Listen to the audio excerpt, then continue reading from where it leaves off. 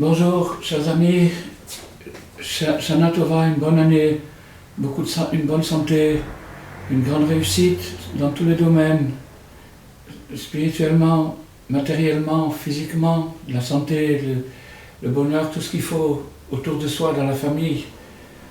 Je le souhaite à tout le monde. Alors, maintenant, aujourd'hui, nous allons étudier une leçon de Rabbi Nathan, basée bien entendu sur le Likutei Moharan. Et cette leçon-là, on va l'intituler « Le pouvoir des mots ».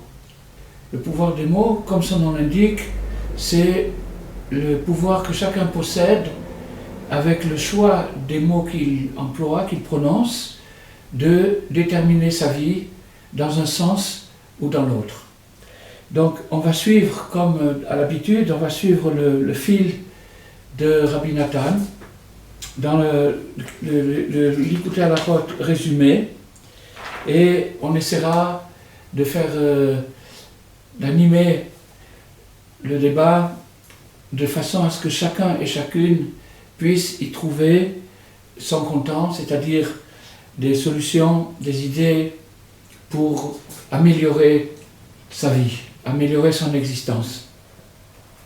Donc Rabbi Nathan nous dit que le libre choix qui a été donné à l'homme a une très grande puissance. C'est-à-dire que tout ce que nous voyons, tout ce qui existe, a été créé pour le libre choix. Je vais expliquer un petit peu. C'est une parole de Rabbi Nachman. Rabbi Nachman a dit il a dit à Rabbi Nathan que tout ce que tu vois autour de toi, c'est pour le libre choix. C'est-à-dire qu'il y a une mesure précise dans laquelle tout a été conçu de façon à ce que les êtres humains qui arrivent dans ce contexte puissent avoir le choix de se rapprocher de leur source qui est Dieu, ou bien de s'en éloigner, de lui tourner le dos. C'est une liberté qui est accordée à tout être humain sur Terre, sûrement pas dans tous les domaines, parce qu'il y a des choix, il y a des domaines où nous n'avons pas le choix du tout, mais sur l'essentiel, c'est-à-dire ce qui est attendu de lui, sa responsabilité personnelle, là, il a vraiment le libre choix. Et tout a été conçu dans ce but-là. Donc, si un enfant vous demande pourquoi les feuilles elles sont vertes, et pourquoi le ciel il est bleu, et pourquoi l'eau elle est mouillée, et pourquoi le coq il a une crête rouge, toutes ces questions n'ont qu'une seule réponse pour le libre choix. Parce que c'est dans ce contexte-là, avec ces éléments, que se créera le décor dans lequel l'homme et la femme seront amenés à se déterminer, à choisir vraiment s'ils veulent se rapprocher, retourner vers leur source, vers leur origine, ou bien lui tourner le dos. Donc ça c'est la force du choix. Et Rabbi Nathan nous dit qu'il est évident que dans cette notion de choix, le positif l'emporte sur le négatif. C'est-à-dire qu'il y a le choix positif, le choix négatif, mais le choix positif l'emporte sur le négatif. Il est plus facile d'être bon que d'être mauvais. Et on va essayer de le démontrer aujourd'hui. Donc, pour ça, on va établir un raisonnement à plus forte raison, comme on dit a fortiori.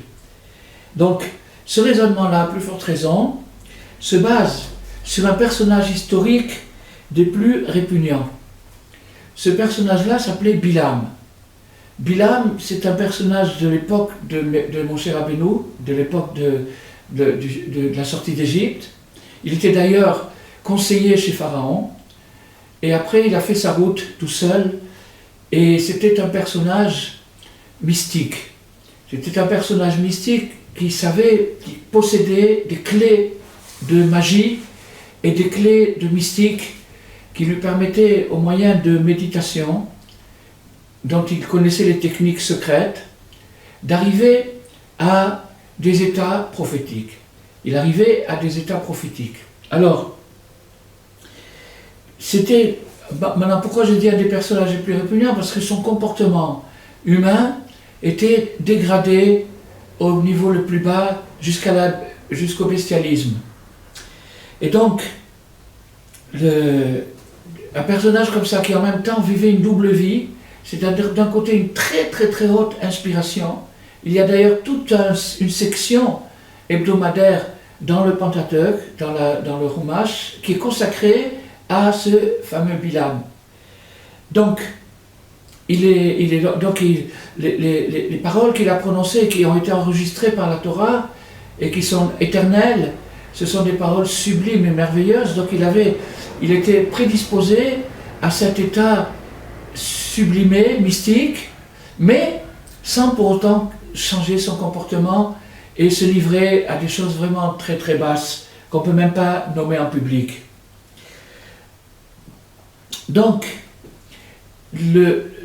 puisque Dieu a laissé le libre choix aux êtres humains, il a permis que, même dans un état lamentable, quelqu'un de lamentable, quelqu'un qui a vraiment pas du tout l'intention de se purifier, pas du tout l'intention de garder une face humaine, et qui se roule dans des états pas nommables, il peut malgré ça, conjointement, parallèlement à cette dégradation, à cette débauche, il peut arriver à des visions prophétiques. À l'intérieur de sa souillure, à l'intérieur de sa dégradation, il peut arriver à des états prophétiques.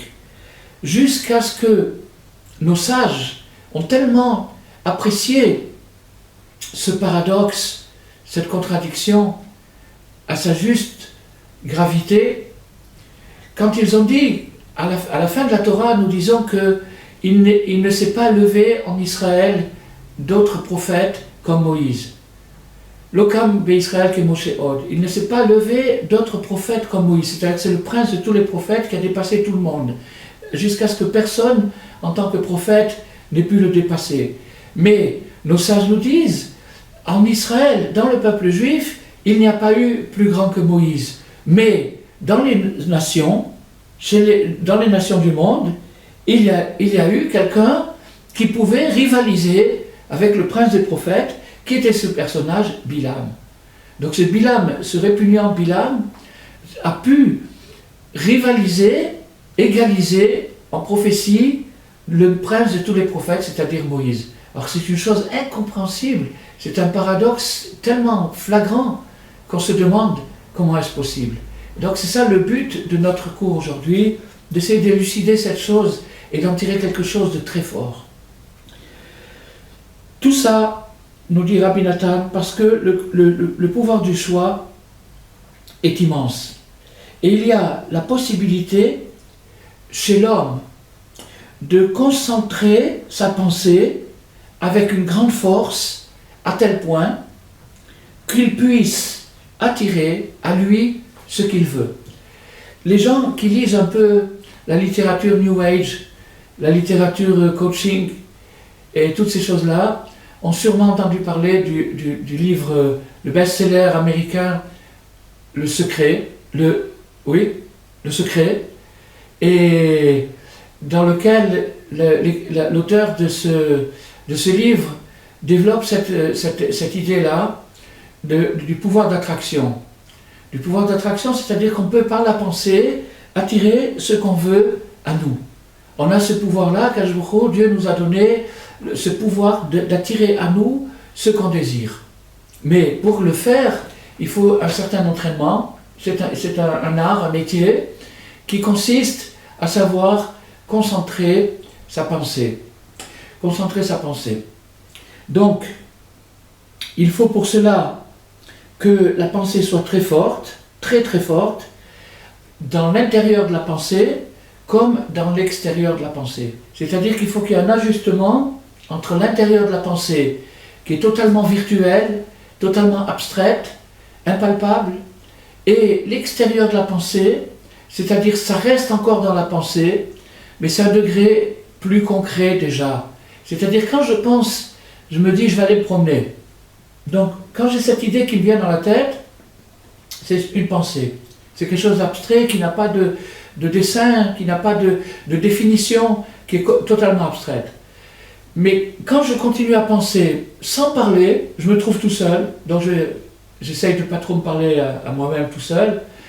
Donc, qu'est-ce qui se passe dans ma tête? Dans ma tête, il se passe que je vais parler à un personnage fictif et je vais lui dire, tiens, si on allait vers le parc, faire une petite promenade dans le parc, ou alors si on sortait carrément de la ville, ou si on allait vers la mer, etc., etc. Donc quand je vais formuler ma pensée intérieurement, sans encore l'avoir fait sortir au niveau de la parole, quand je vais formuler ma pensée intérieurement, je vais donner un dessin, je vais donner une extériorité à la pensée. C'est ça ce qui s'appelle l'extériorité de la pensée. L'intériorité de la pensée, c'est le vouloir et l'idée, qui sont totalement abstraits, qui n'ont pas du tout de forme, qui ne sont pas définis.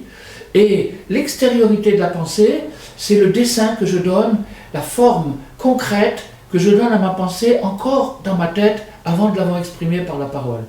Donc quand on arrive à ajuster ces deux choses-là, la pensée intérieure et la pensée extérieure, on a une pensée très très très forte. Les gens qui arrivent à des exploits dans le domaine sportif, dans le domaine financier, dans le domaine humain, sociologique, et dans le domaine de la conquête de soi-même, eh bien c'est parce qu'ils connaissent ce secret. Ils savent qu'il faut qu'ils arrivent à ajuster la pensée extérieure et la pensée intérieure. C'est-à-dire que le vouloir soit exprimé intérieurement, si on peut dire, et que l'idée, le dessin qui est donné au vouloir corresponde à ce qu'on voulait au début et ne pas démordre de ça. Je vous donne un exemple, quelqu'un qui court le 100 mètres. Vous savez très bien que le 100 mètres a été tellement couru déjà dans l'histoire du sport que c'est des fractions de millièmes de seconde que ça se joue aujourd'hui.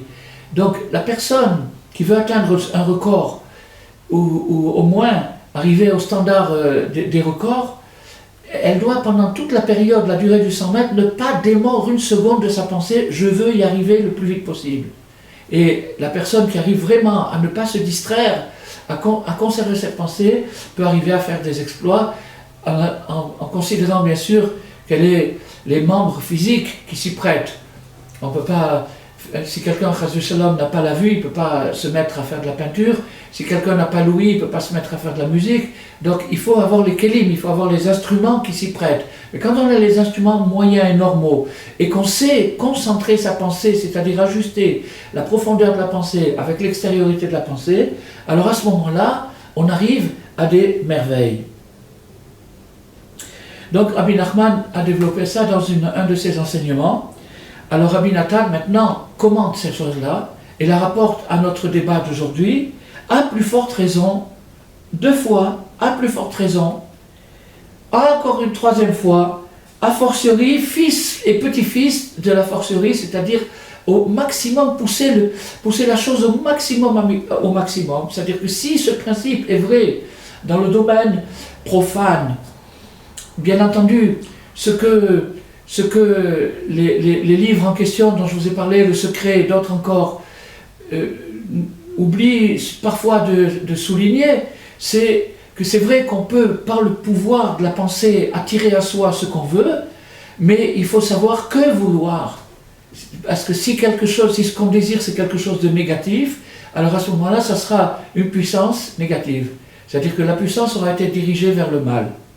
Donc, maintenant, Rabbi Nathan nous dit, lorsque quelqu'un désire attirer vers lui quelque chose de sacré, c'est-à-dire une expression sacrée, quand quelqu'un désire se distinguer moralement, c'est-à-dire imiter les vertus de notre Créateur.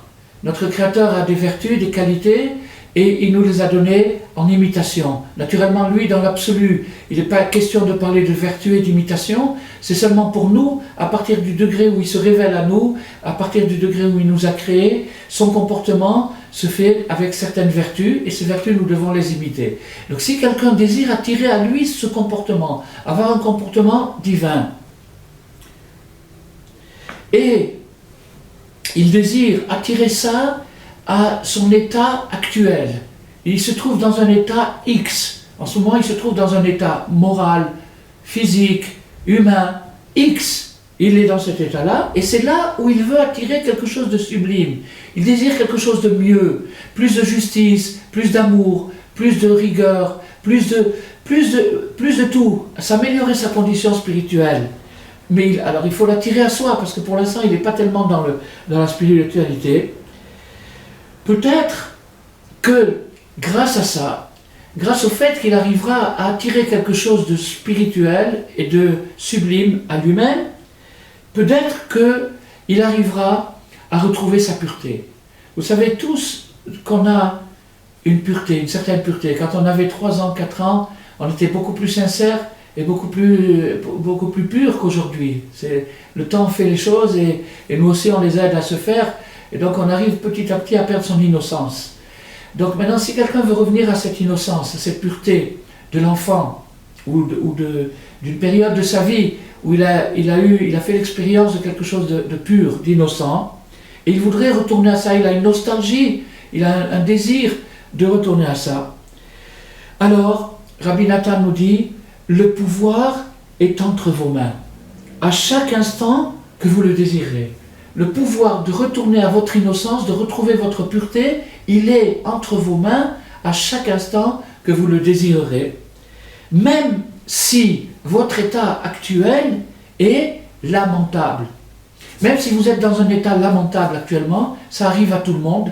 C'est pour ça que le grand rabbi de Komarna avait dit une parole merveilleuse. Il a dit, il est écrit dans Pirkei Avot, ne sous-estime pas Al Tiyei baz lechol adam, shen adam shen lo shara. Ne sous-estime aucun être humain, parce qu'il n'existe pas un être humain qui n'est pas à sa bonne heure. Ça veut dire quoi? Le rabbi de Komarna pose la question, mais maintenant par exemple ce Bilam qui se traînait dans la boue et qui était un personnage abject, alors il faut pas alors le rabbi de Komarna nous dit, même si quelqu'un a l'air maintenant méprisable, on ne sait pas comment il sera dans 10 000 ans. Les choses évoluent, les choses tournent, des Gilgulim, on se réincarne, on revient dans ce monde, on le requitte et on y revient, on le requitte sous plusieurs formes, sous plusieurs personnages, dans tous les domaines possibles et imaginables. Et donc, l'évolution d'une personne peut amener quelqu'un qui pour l'instant a l'air horrible à la plus grande merveille du monde. Donc, on n'a pas à mépriser nulle personne au monde et surtout pas soi-même. Pourquoi ? Parce qu'il est possible, même dans l'état le plus dégénéré, de retrouver son innocence. Même si la personne est addictée, je ne sais pas si on dit en français addictée, addictive en anglais, je ne sais pas comment on dit en français, elle est... excusez-moi, le mot m'a échappé. Donc si la personne, elle est coincée, on va dire, elle est piégée. Elle est piégée dans des mauvaises habitudes. Les mauvaises habitudes, c'est quelque chose de très très très dur à se débarrasser. Nous le savons tous. Chacun a ses habitudes, chacun a ses manies, chacun a ses tics, et c'est très très difficile de guérir de ces tendances-là.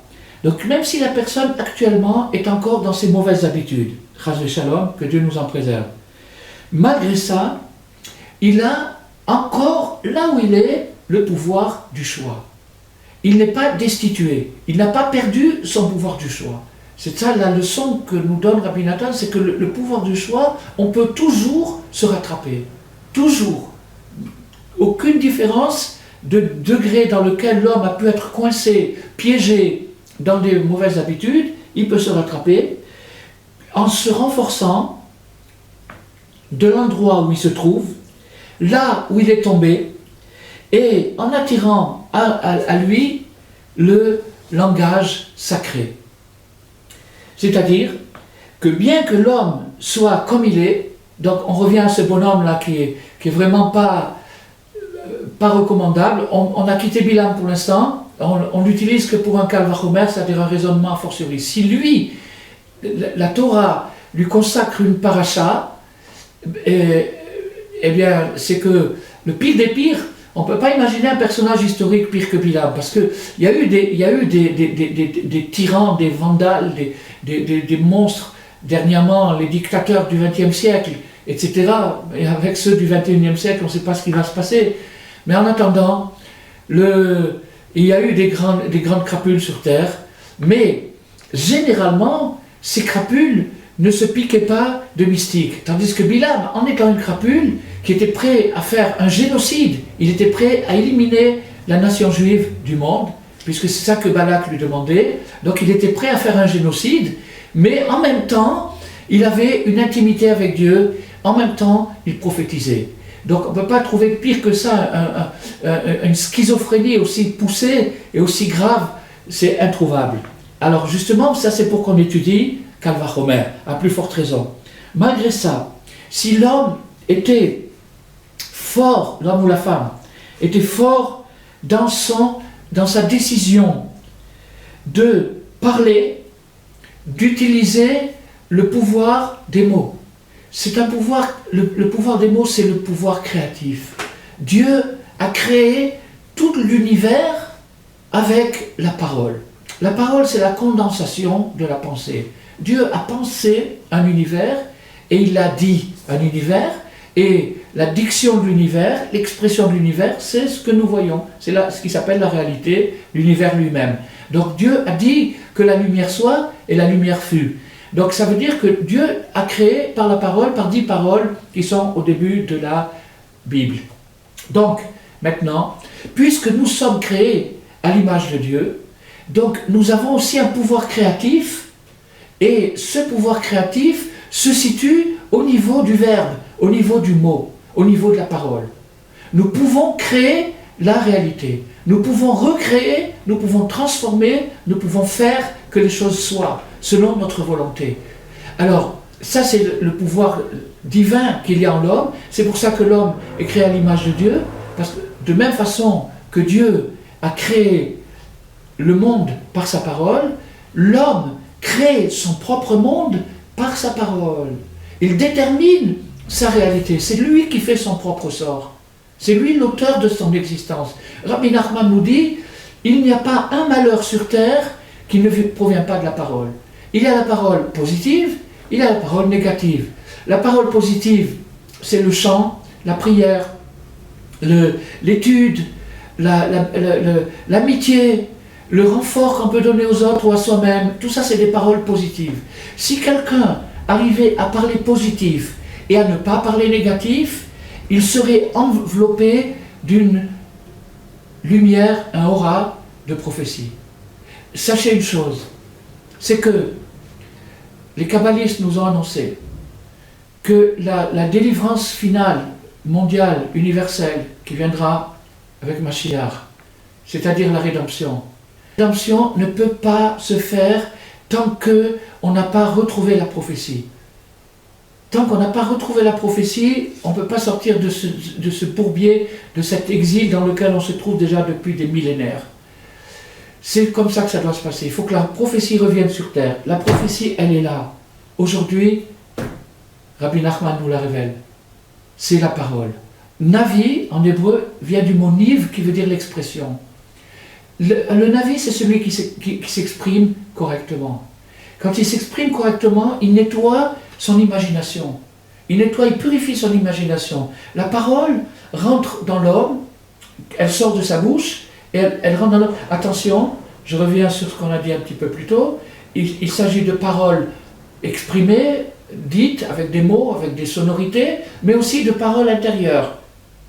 Si par exemple quelqu'un pense négatif toute la journée, vous pouvez être sûr qu'il parlera négatif et qu'il agira négatif. Parce que sa pensée, elle est concrète. Quand il voit un film en lui. C'est pas juste une pensée inexistante, c'est quelque chose de concret dans la tête. Donc cette expression interne qui se trouve dans la tête, ajoutée à l'expression externe qui passe par la bouche, cette chose-là descend dans le cœur et canalise l'énergie. L'énergie, c'est l'impulsion vitale. L'impulsion vient de la respiration donne au cœur son impulsion, et le cœur bat le pouls, les impulsions, les 10 centres de pulsation, qui sont les 10 paroles créatrices par lesquelles le monde a été créé. Donc si quelqu'un parle positif, il positive son impulsion. Et donc il va avoir une impulsion qui va tourner vers le bien. Il va avoir envie de faire le bien, il va avoir le pouvoir de faire le bien, il va rencontrer des gens qui veulent faire le bien, il va rencontrer des situations où il pourra se dépasser, où il verra le bien dans la situation. Si au contraire, quelqu'un parle catastrophe, il parle négativement, il se permet des mots pessimistes, il se permet d'être pessimiste, ce qui est la plus grande absurdité sur Terre. Donc cette personne-là qui a un discours pessimiste va devenir réellement pessimiste et il va faire des catastrophes. Tout est là, au centre, dans l'axe de la parole. L'axe de la parole détermine la respiration. On respire des lettres. On respire des lettres. Et ensuite, on les assemble. Comment on les assemble? D'après l'orientation du cœur. Comment on fait l'orientation du cœur? Par le contexte verbal qu'on a créé autour de soi-même. Tout ce qu'on a pu dire, ou écrire, ou exprimer d'une façon ou d'une autre, nous entoure et nous suit. Et quand c'est quelque chose de positif, on peut commencer maintenant. À la seconde actuelle, on peut commencer à parler positivement. Et commencer à châtier son langage, commencer à exclure. C'est pas par hasard qu'on dit en français châtier son langage. Châtier, c'est une punition. C'est-à-dire que la parole négative, il faut l'éjecter, la châtier, la mettre à la porte, la renvoyer définitivement. Pourquoi? Parce qu'elle nous tue. Elle nous tue. C'est elle qui nous amène tous les déboires, tous les dégâts, c'est les paroles. Sans parler, bien entendu, du lashon hara, c'est-à-dire la médisance, parce que la médisance, c'est la personne, chaque fois que je décris un contemporain, une personne, d'une manière négative, j'ai dessiné un portrait. Un portrait de quoi? Un monstre, une caricature, une horreur. Alors, ce truc-là, ce dessin-là, ce portrait raté, il va rentrer dans ma tête, et dans ma tête, il y a une galerie de monstres. La personne qui vit toute la journée avec une galerie de monstres, comment voulez-vous qu'elle soit heureuse? Comment voulez-vous qu'elle respire? Comment voulez-vous qu'elle ait envie de changer les choses, qu'elle ait envie d'avancer, qu'elle ait envie d'aider? C'est impossible. Tout dépend de la parole. C'est ça qu'il nous dit ici, Rabbi Nathan, et c'est une chose extraordinaire. Rabbi Nachman nous a dit que la réparation de la parole, c'est de féliciter les justes. Féliciter les justes, ça signifie louer, bénir, gratifier, décrire d'une manière positive et même emphatique les justes. C'est-à-dire que ceux qui ont réussi, quel est le juste? La bouche. La bouche. La bouche se trouve entre 10 doigts. Ces 10 doigts, les 10 doigts de la main droite, sont les 5 séphirotes de l'action. Les séphirotes de l'action. Et les 5 séphirotes de la main gauche sont les séphirotes de la non-action, l'inaction. Donc la bouche est au milieu, et donc il y a les mains qui sont des prolongations du corps, et donc de la bouche, puisque c'est la bouche qui aura influencé le cœur. Pardon, j'ai dit le corps, mais c'est le cœur que je voulais dire. Donc, entre les deux, mon cœur balance. On a les deux possibilités, ou bien de dire une bonne parole, ou bien de retenir une mauvaise parole. Et ces deux actions, ces deux fonctions, nous créent la conscience. Quelle conscience? Le Da'at Elyon, la conscience prophétique. La conscience prophétique, on peut aujourd'hui, toute personne sur Terre, toute personne qui écoutera cette vidéo, peut arriver au même résultat. Il peut arriver à être entouré d'une sphère de lumière et de bonheur. Simplement, s'il décide de faire la guerre à la parole, la bonne guerre. La guerre pour dire des bonnes paroles. Sachez que le Zohar nous dit quelque chose d'extraordinaire, et un peu effrayant d'ailleurs. Le Zohar nous dit, de la même façon qu'une personne qui dit du mal des autres, qui parle pessimiste, qui parle négatif, qui se plaint toute la journée, qui râle. Le mot râle en hébreu, ça veut dire du poison. Donc, il râle à longueur de journée. Cette personne-là attire sur elle un mauvais esprit.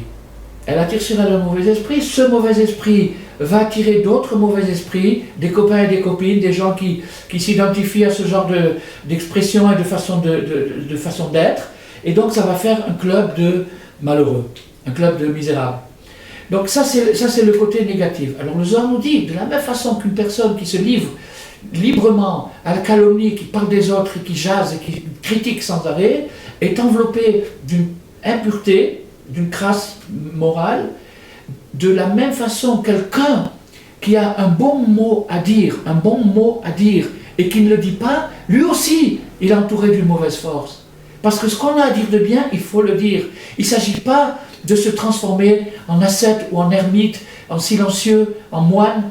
Il s'agit d'utiliser la parole avec responsabilité. C'est-à-dire le bon côté de la parole, tout ce qu'on peut dire de positif avec la parole, et le mauvais côté de la parole, l'éliminer, le chasser, et à ce moment-là, on transforme littéralement sa réalité, sa façon d'être. Voilà la leçon que Rabbi Nathan nous dit. Donc, ça c'est ce qui s'appelle le Lashon HaKodesh, le langage sacré. Le Lashon HaKodesh, c'est la langue sainte.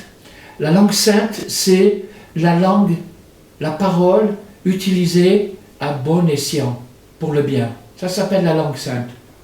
Alors, si son intention, c'est de gérer sa propre énergie.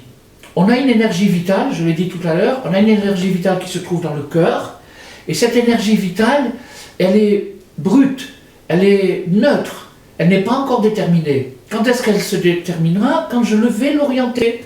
Je vais l'orienter dans un sens ou dans l'autre. Selon l'orientation, l'énergie, c'est comme une prise électrique, suivant l'appareil que je branche sur cette prise, j'aurai un résultat opposé. Je peux avoir aussi bien une climatisation qui fait du froid quand il fait chaud, ou un radiateur qui fait du chaud quand il fait froid. Donc l'électricité est une énergie neutre qui, suivant le branchement, l'appareil qu'on va brancher sur l'électricité, elle va produire tel ou tel résultat. C'est la même chose avec l'énergie humaine. L'énergie vitale est une énergie neutre a priori qui demande d'être canalisée, d'être orientée vers ce qu'on décide.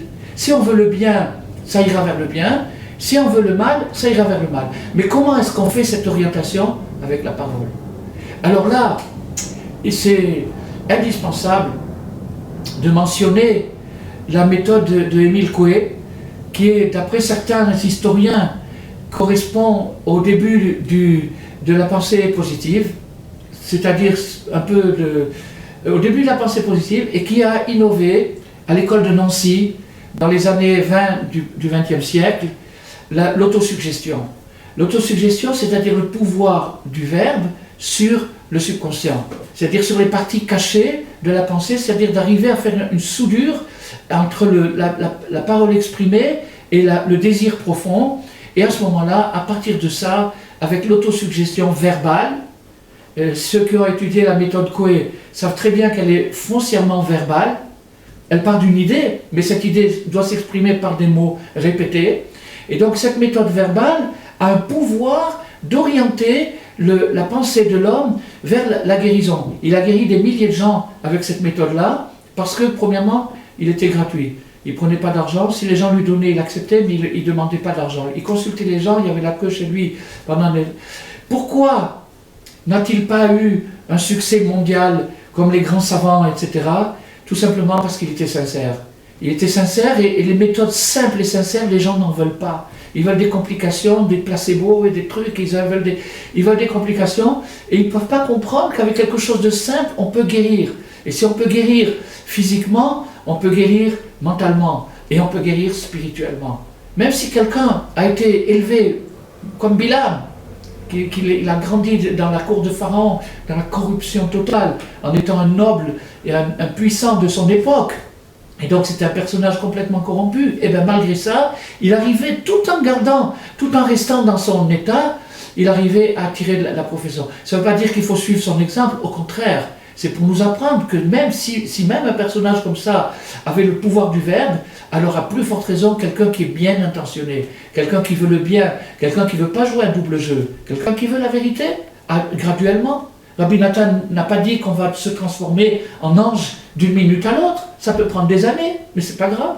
Le principal, c'est de ne pas lâcher l'idée, c'est-à-dire d'avoir une connexion entre la pensée profonde et la pensée exprimée.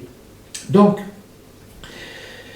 alors, maintenant, Rabbi Nathan nous dit,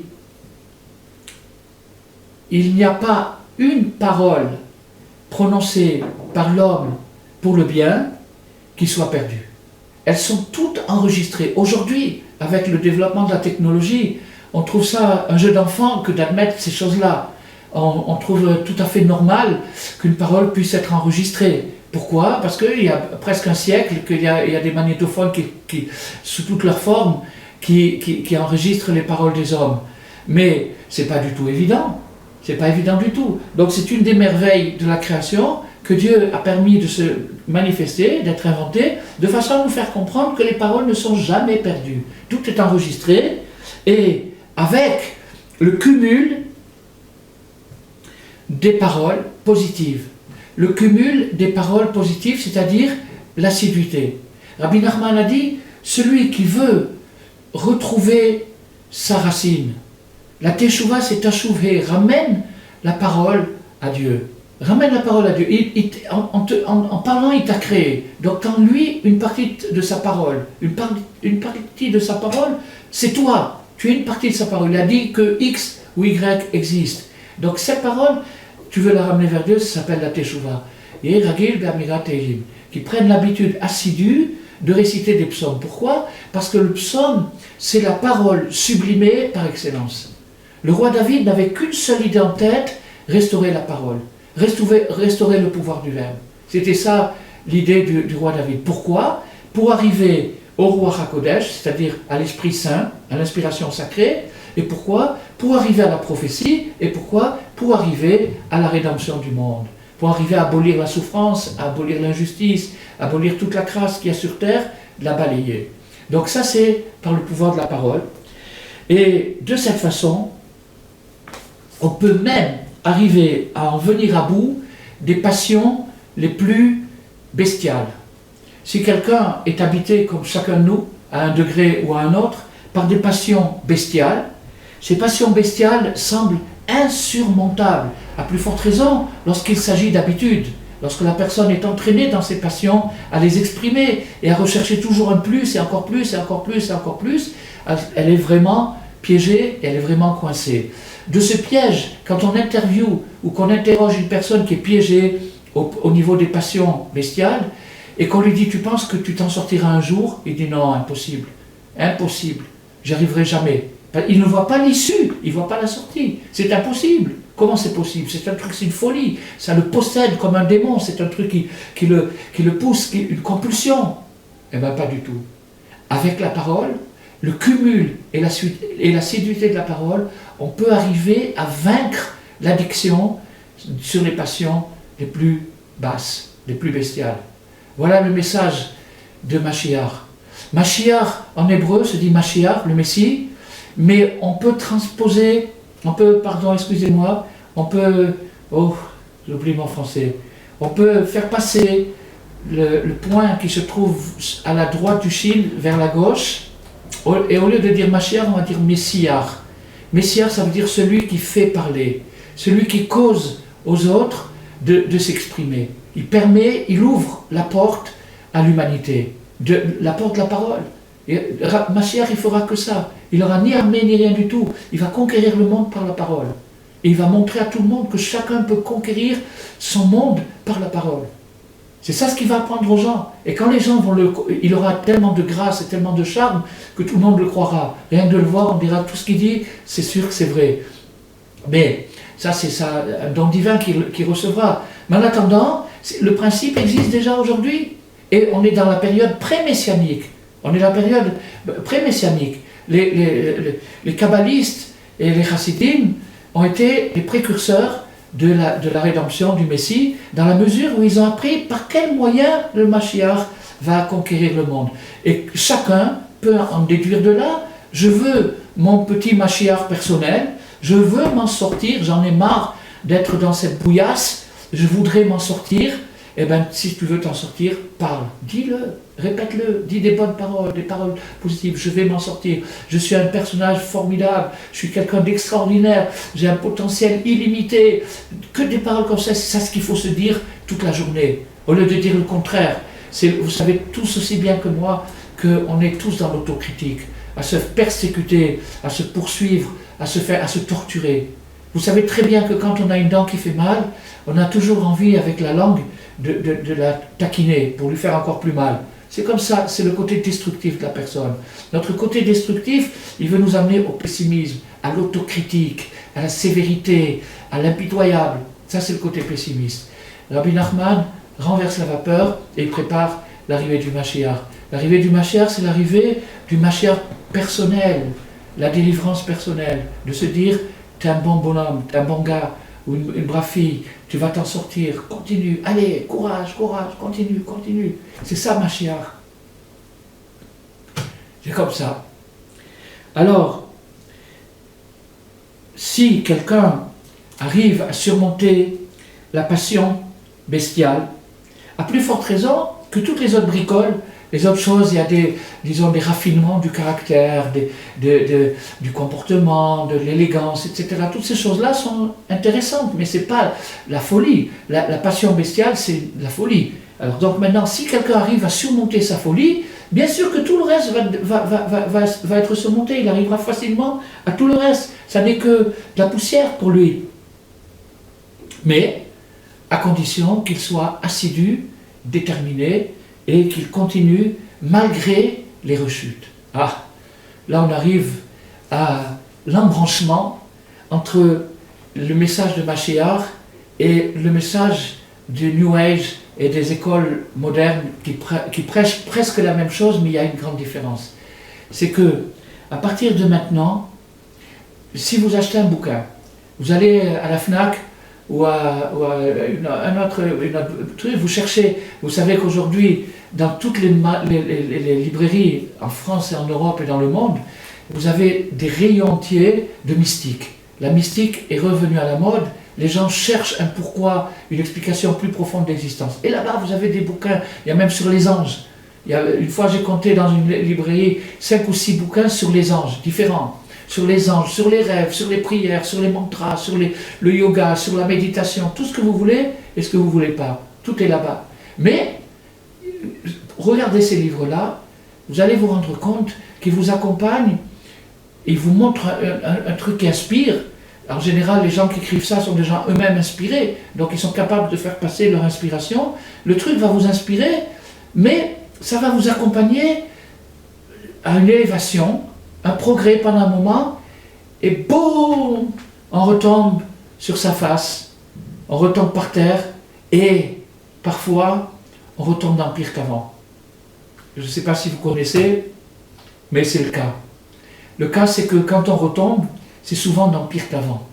Alors là, c'est la déception. Ouah, on m'a volé, on m'a vendu un bouquin 30 euros, 40 euros, mais ça a marché pendant une semaine, 2 semaines, et puis après, je suis retombé par terre, encore pire qu'avant, il jette le livre à la poubelle, ou il le donne à son pire ennemi.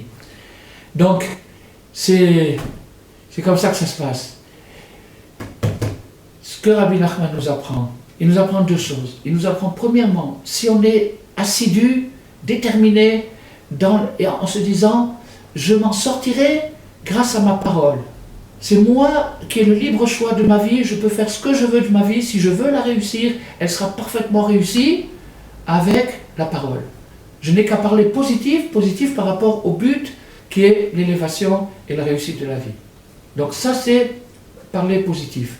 Maintenant, ne pas parler négatif, c'est la même chose, c'est-à-dire que c'est châtier son langage, parler d'une manière qui élimine toute la négativité. Pourquoi ? Parce que si on l'exprime, on l'attire. On a dit tout à l'heure, si on l'exprime, on l'attire.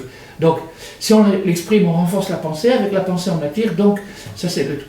Mais maintenant, quand on a ces 2 choses-là, on a la même expérience qu'avec les bouquins de la FNAC, c'est-à-dire qu'on va, attention, je ne fais pas de la publicité ni positive ni négative, c'est juste un exemple. Donc maintenant, à ce moment-là, quand on va arriver, avec cette méthode, la méthode de Rabbi Nachman, quand on va arriver à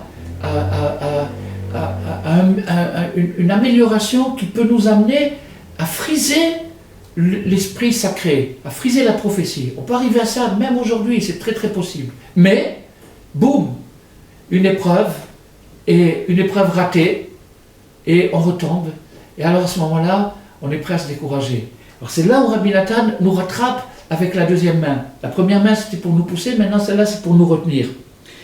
Alors, l'essentiel c'est d'être déterminé, assidu, pendant des jours et des années, même si entre-temps il se passe quoi que ce soit.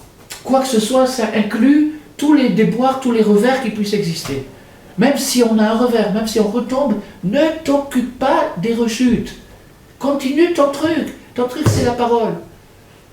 La parole, parlez bien, que du bien, dire que du bien, ne pas dire du mal, ne pas dire du mal, ne pas dire du mal. Entre parenthèses, ne pas dire du mal, ça peut sembler une approche négative et passive, puisqu'il ne se passe rien, puisque justement, c'est pour qu'il ne se passe rien.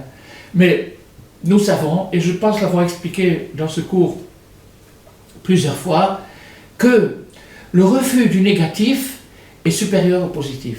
C'est-à-dire que quand je dis une bonne parole, j'acquis un bon point, et ce bon point va me suivre éternellement, et le cumul fera que dans un jour où j'aurai vraiment envie de tout plaquer, de me décourager complètement, toutes mes paroles vont venir comme des petits anges me sauver de la fange. Ils vont me faire sortir de la boue. Parce que c'est ça, c'est ce qu'on est en train d'apprendre maintenant. Alors donc maintenant, ces paroles-là, c'est des paroles qu'on a produites nous-mêmes. On les a produites et elles nous assistent au moment critique. Mais au moment critique, ce qui caractérise un moment critique, c'est l'absence de la mémoire. On se trouve dans des situations où on a oublié toutes nos bonnes décisions, on a oublié notre noblesse, on a oublié notre innocence, on a oublié les bons moments du passé, ou dans un couple, les bons moments du passé. On oublie, on se trouve maintenant dans la crise. Alors c'est là où joue l'assiduité. L'assiduité, c'est-à-dire de s'efforcer malgré tout, aussi peu que ce soit, de continuer dans cette direction. Au moins de ne pas la rejeter. En se disant, ah, voilà où ça m'a conduit. Non, continue, lâche pas, va jusqu'au bout, et à ce moment-là, tu arriveras. C'est ce que Rabbi Nachman nous promet. C'est une promesse formelle. Rabbi Nachman a promis à tout individu, homme ou femme, de n'importe quel degré, de n'importe quel état qu'il soit, que cette personne-là, si elle se renforce et elle s'oriente dans le positif, elle arrivera à la réussite. C'est sûr et certain. C'est qu'une question de temps. Voilà. Alors, maintenant, la parole, la liberté, le libre choix, le principal de la parole, le principal de la force est dans la parole, le pouvoir des mots. Comme il est dit, Giborei Kohar, Ose Devaro, Lishmoa Bekol Devaro. Les Giborei Kohar, c'est-à-dire les grands, les puissants qui ont une puissance spirituelle, Ose Devaro, eux, ils font la parole. Ils font la parole, Lishmoa Bekol Devaro, et une fois qu'ils l'ont faite, ils vont l'entendre parce qu'elle va se répercuter positivement dans leur centre énergétique, dans le cœur, là où l'impulse se dirige vers le bien plutôt que vers le mal. Car bien que la langue sacrée et la réparation de l'alliance dépendent l'un de l'autre, je vais m'expliquer un petit peu. L'alliance sacrée, c'est-à-dire le langage sacré, c'est-à-dire ce que j'ai expliqué aujourd'hui, c'est-à-dire parler positif.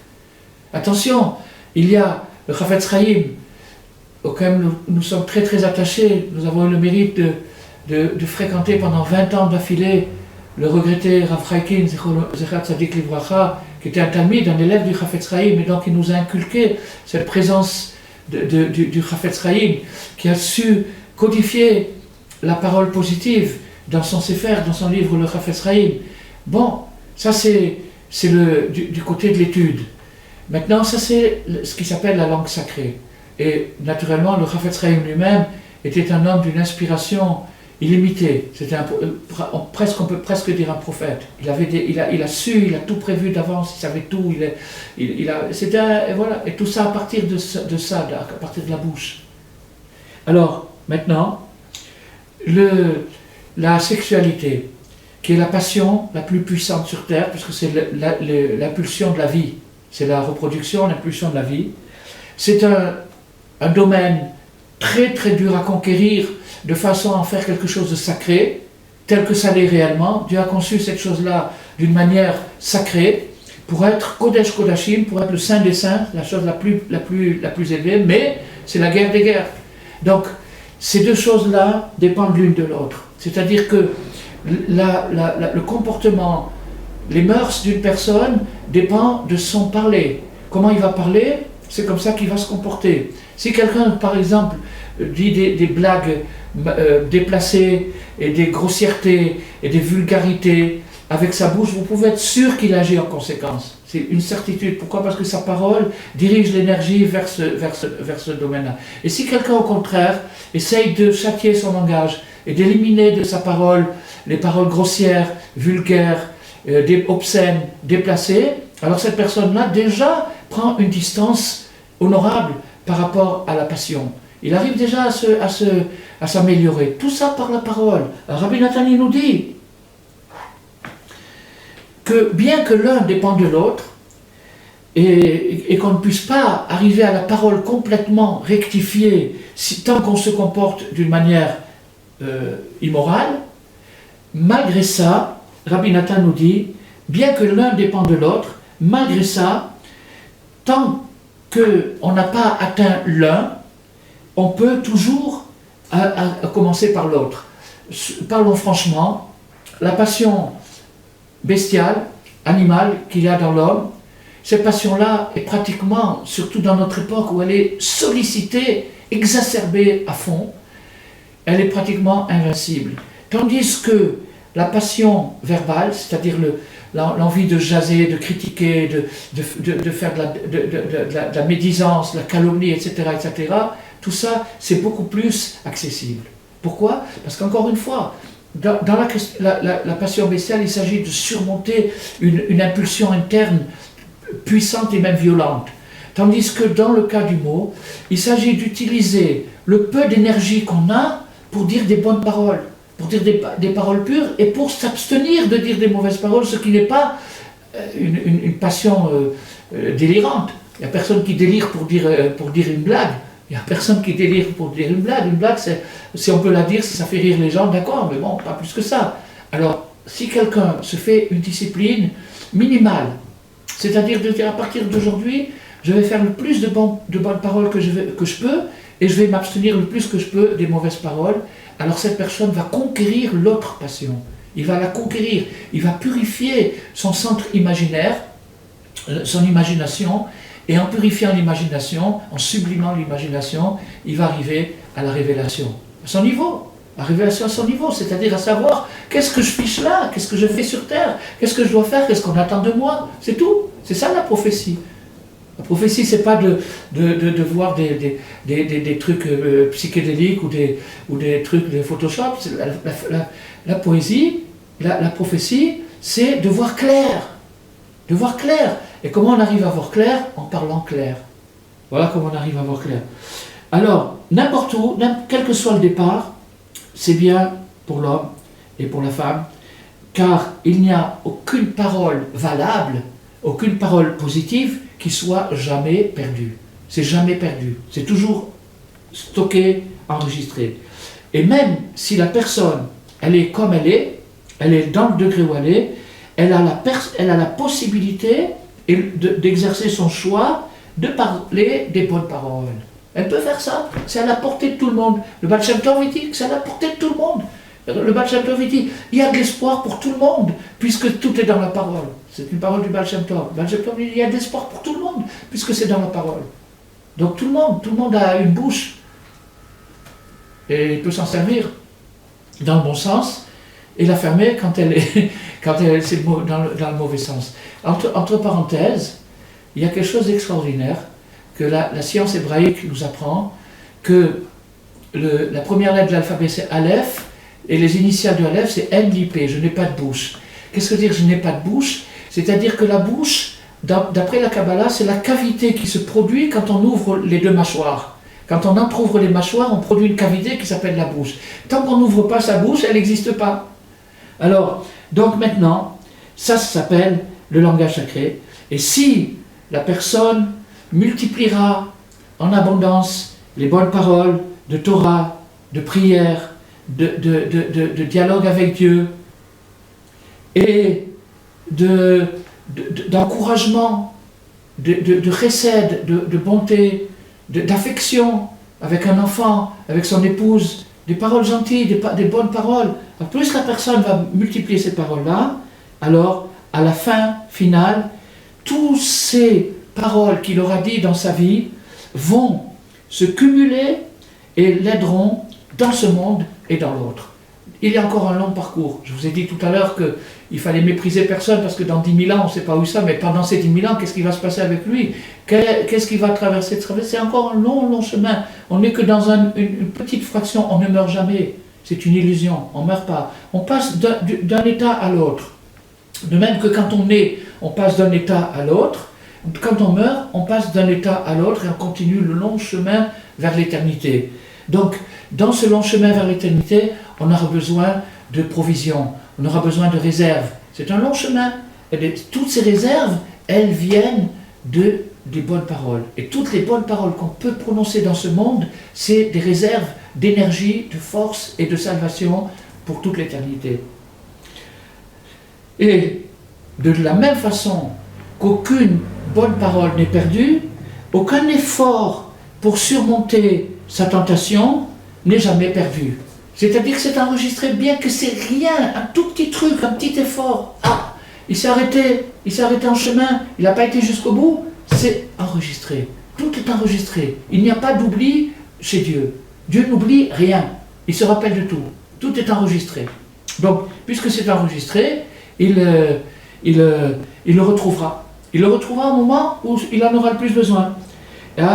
Et même si, en attendant, il n'arrive pas à se corriger comme il faudrait, mais le peu qu'il ait réussi à surmonter sa tentation, et qu'il a essayé de s'éloigner, de s'écarter un peu du mal, tout ça n'est jamais perdu. Et même s'il n'a pas réussi à un résultat brillant, c'est-à-dire quand il se regarde dans un miroir, il ne se trouve pas tellement formidable, ça c'est une apparence. Il ne sait pas combien il a parcouru en réalité. Rabbi Nathan va encore plus loin. Il nous dit, il rapporte un très beau verset biblique qui dit « Uba shemesh v'taher » le soleil se couchera et la personne se purifiera. C'est un verset dans la Bible qui nous dit que quand quelqu'un aura été atteint d'une impureté, quand le cycle de purification se termine, au coucher du soleil, Uba shemesh, le soleil se couchera, v'taher, et à ce moment-là, il se purifiera, il pourra consommer les aliments divins. Donc, Uba shemesh v'taher, Rabbi Nathan le transpose, l'extrapole vers une généralité. Il dit, il y a beaucoup de gens qui luttent, qui triment, qui rament toute une vie pour essayer de s'en sortir, pour essayer de s'améliorer, et qui retombent à chaque coup. Et finalement, puisqu'ils retombent à chaque coup, le résultat ne semble pas brillant. Rabbi Nathan dit, c'est une illusion. Ou Ba'ashemesh v'taher, quand le soleil se couchera, pour ces gens-là, ils seront complètement purifiés.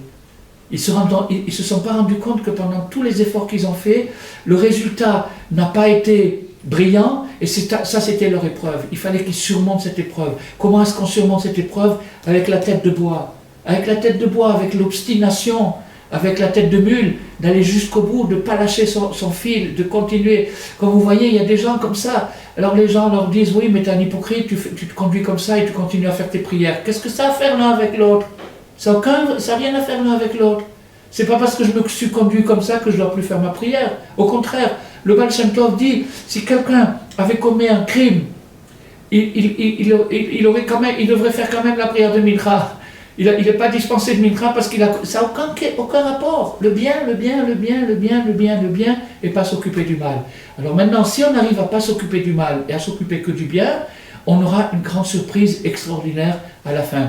Pour terminer, ça continue encore, mais on va s'arrêter là. Et je veux dire une très jolie pensée qui concerne le Hitbodedut des doutes. Hitbodedut des doutes, ça veut dire de s'isoler. Alors, de s'isoler, et ça veut dire s'isoler, ça veut dire être seul. Mais c'est pas vraiment ça. Parce qu'avant, on va se dire, alors si je fais Hitbodedut des doutes, c'est-à-dire que je m'isole. Rabbi Nachman l'a entendu, Hitbodedut des doutes comme une méditation où on s'isole pour parler avec Dieu, pour faire un dialogue avec le Créateur. Donc si je m'isole pour parler avec mon Créateur, je ne suis plus seul puisque je suis avec lui. Alors Hitbodedut des doutes, ça veut dire, bad en hébreu, ça veut dire lié. C'est-à-dire c'est une liaison, une connexion avec l'Éternel, et là c'est le contraire de la solitude. Si quelqu'un veut briser la solitude, il n'a qu'à faire la solitude avec Dieu, et à ce moment-là, il ne sera plus jamais seul. Ça, c'est une chose. Encore une deuxième chose, Rabbi Nachman nous a donné un thermomètre, un appareil de mesure, pour savoir, nous a donné le ton du dialogue avec Dieu. Il a dit, parle à Dieu comme à ton papa, ou comme à un bon ami. À un bon ami, à quelqu'un que tu aimes vraiment et qui t'aime vraiment, où il y a une amitié réciproque. Alors,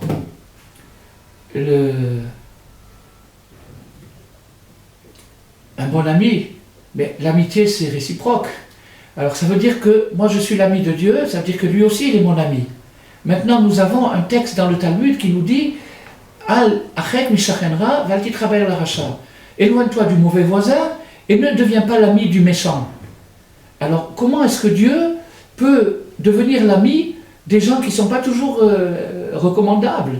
C'est lui le premier qui doit faire la loi. Dieu il doit appliquer la loi, et s'il dit qu'il faut s'éloigner du méchant, ça veut dire qu'il doit lui aussi tourner la tête au méchant, tourner le dos, ne pas, s'il nous a dit de le faire, ça veut dire que lui il le fait aussi. Alors comment ça se fait que Rabbi Nachman nous dit, même, comme on l'a vu aujourd'hui, même si on est un personnage pas recommandable, si on est assidu et entêté et acharné dans cette chose-là, on réussira. Alors comment on peut expliquer ça? Comment on peut expliquer que...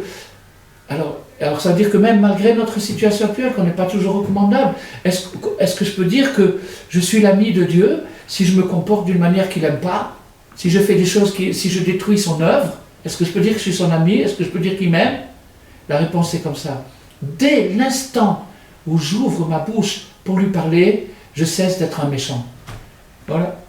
Alors, je souhaite à chacun, à chacune, mes chers frères et mes chères sœurs, que vous ayez beaucoup de courage pour cette année à venir, beaucoup de force, beaucoup de joie, beaucoup de santé, et que la leçon qu'on a apprise aujourd'hui puisse ouvrir des portes et des fenêtres de lumière à tout le monde.